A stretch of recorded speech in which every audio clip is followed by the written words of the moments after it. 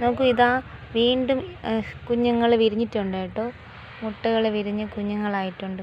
വ്യക്തമായിട്ട് കാണാമോന്ന് അറിയില്ല. ഒരു 2 കുഞ്ഞുങ്ങൾ അവിടെ വിരിഞ്ഞിട്ടുണ്ട്. നമുക്ക് നമ്മുടെ ബാക്കി ഉണ്ടായിരുന്ന ആ ഒരു കാറ്റർപില്ലർ വലുതായി, വലുതായി. കണ്ട് ഇതിൻ്റെ മുഖം നോക്കിയൊരു പ്രത്യേകതയില്ലേ.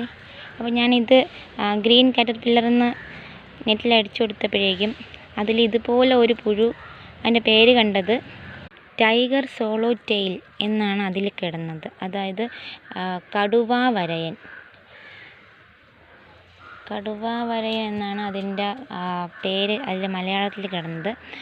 പക്ഷേ അതിൽ മഞ്ഞ ചിത്രശലഭത്തെയാണ് കാണിക്കുന്നതെങ്കിലും നമ്മളെ കറിവേപ്പിലയിൽ മുട്ടയിടുന്നത് കണ്ടത് കറുത്ത ചിത്രശലഭത്തിനെയാണ്. ഇതെങ്ങനെ വരുമ്പോഴേ അറിയാൻ കഴിയൂ ഏത് രീതിയിലുള്ളതാണെന്നുള്ളത്. ആൾ മിടുക്കനായിട്ട് ആഹാരമൊക്കെ കഴിച്ചിരിപ്പുണ്ട്.